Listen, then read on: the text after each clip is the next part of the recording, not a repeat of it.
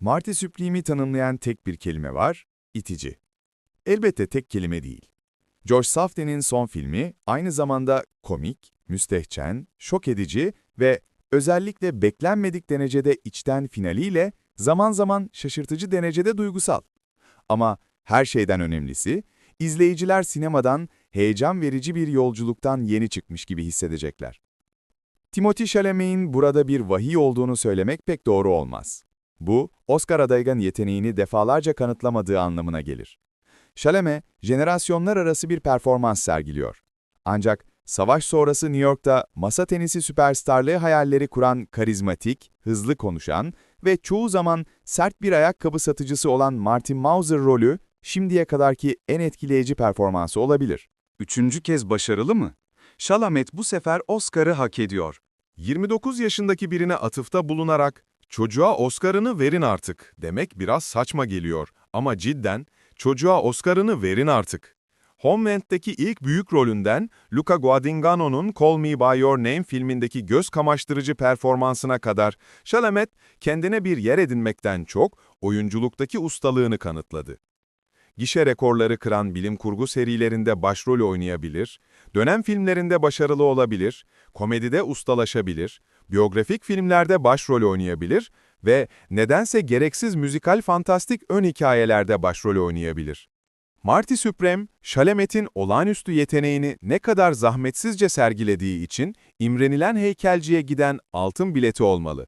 Marty Mauser rolünde Chalamet, açıkçası pek de sevimsiz bir karakter olarak başlayıp, aynı zamanda izlemekten kendinizi alamadığınız beklenmedik bir büyüme yolculuğuna çıkıyor, sırada ne kadar uygunsuz bir şaka yapacak, masa tenisi üstünlüğü hayallerini gerçekleştirmek için hangi çılgın numarayı çevirecek? Safdie ve ortak yazarı Ronald Bronstein, hikayelerini beslemek için gerçek bir Amerikalı masa tenisi oyuncusu Marty Reisman'dan bolca alıntı yapmışlar. Ve aslında izleyicinin en başından itibaren onunla empati kurmasını ne kadar da umursamadıkları dikkat çekici. Açılış sahnelerinde karşılaştığımız Marty yalnızca kendisiyle ilgileniyor ve aşık evli kız arkadaşı Rachel'dan endişeli ve aşırı ilgili annesine ve amcası patronu Murray'e kadar herkese oldukça kötü davranıyor. Chalamet, Safdie ve Bronstein'in yaptığı numara incelikli ama ustaca.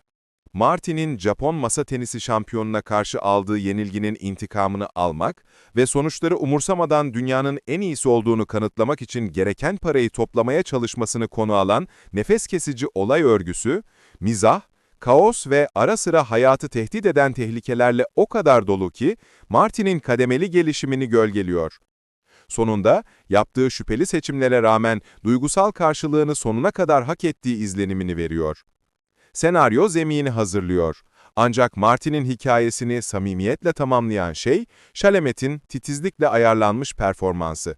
Kesilmemiş taş karşılaştırmaları kaçınılmaz. Ancak Safdie'nin imzaları da burada harika. Safdie'nin kendine has bir ekibi var ve çoğunu Marty Supreme için o seçmiş.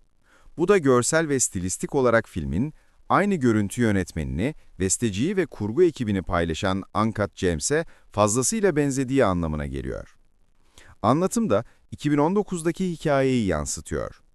Adam Sandler'ın kumar bağımlısı kuyumcu Howard Ratner'ı gibi, Chalamet'in Marty'si de felaketi önlemek için parayı güvence altına almak adına sıkı bir zaman çizelgesinde zamana karşı yarışıyor.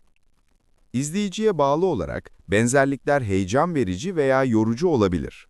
Ancak kinetik dürtü kısmen tür değişikliğinden dolayı burada harika bir şekilde işliyor. Uncut Gems bir suç gerilim filmi iken Marty Supreme bir spor komedi draması ve birinin masa tenisini ölüm-kalım savaşı yoğunluğuyla oynamasını izlemekte doğal bir mizah var.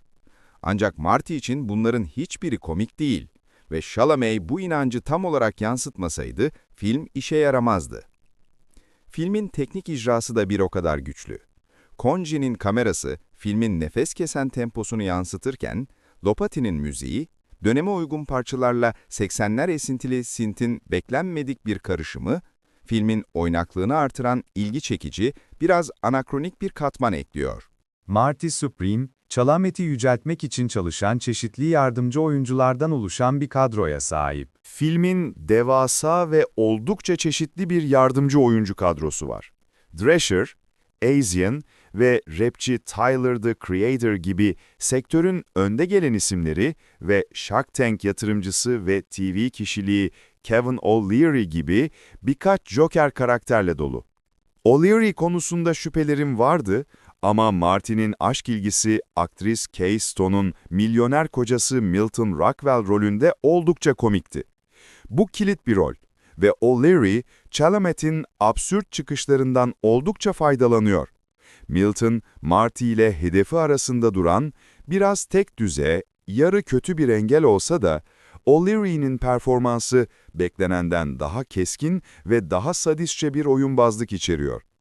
Bronx doğumlu bağımsız film yapımcısı Abel Ferrara da, Marty'nin macerasının özellikle dramatik bir alt bölümünün parçası haline gelen gizemli Ezra Mishkin rolünde dikkat çekici bir performans sergiliyor.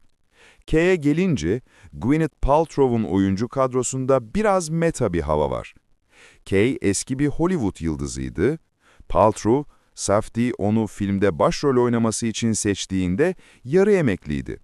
Film, Marty dışındaki karakterlere gerçek anlamda odaklanmak için fazla anlatı alanı bırakmıyor. Ancak Paltrow, Kay'in göründüğü anlarda ona hatırı sayılır bir karmaşıklık ve empati katmayı başarıyor. Kay, onu her şeyden çok saklı bir ödül olarak gören zengin bir adamla sevgisiz bir evlilikte, seçtiği hayatla mücadele eden trajik bir karakter. Paltrow ve Chalamet arasında şaşırtıcı derecede iyi bir uyum var. Ve Paltrow, Kay ile Marty arasındaki beklenmedik ve Kay'i bile şaşırtan bağı çok iyi yansıtıyor. Safdie ve Bronstein'ın onu şaşırtıcı derecede öz farkındalığı olan biri olarak tasvir etmesiyle Paltrow'un karmaşık bir yanı da var. Kay, Marty'nin onu sevdiğinden, kendisinin de Marty'yi sevdiğinden hiçbir şekilde emin değil. Marty'nin kendisinden ne istediğini ve en azından kendisinin de ondan ne istediğini anladığını görünüyor. Kay'in hikayesi pek tatmin edici olmuyor, ancak bu kasıtlı gibi görünüyor. Son 1/3'lik bölümde gözden çıkarılışı, Marty'nin kendi ihtiyaçlarını karşılamak için insanları kullanıp bir kenara atma biçimine sadık kalıyor. Tıpkı Asian'daki Rachel ve Marty'nin annesi ve teyzesi gibi filmdeki kadınlar da tam anlamıyla işlenmiş karakterler yerine Marty'nin görüngesine çekiliyor. Bu, Marty'nin hikayesi ve onlarda yan hikaye. Safdie'nin son filmi, bilindiği tüm önemli başarıları bir araya getirerek Marty Supreme'i yılın en heyecanlı filmlerinden biri ve Chalamet için tam gaz bir gösteri haline getiriyor. En azından günümüzün en etkileyici oyuncularından birinin ustalığını bir üst seviyeye taşıdığını görmek için izleyin. Akademinin en büyük ödülünü Blue Moon'la Ethan Hawke'a veya One Battle After Another'la Leonardo DiCaprio'ya geride bırakamamış olsa da, Chalamet'in performansı ödüle layık ve kesinlikle muhteşem.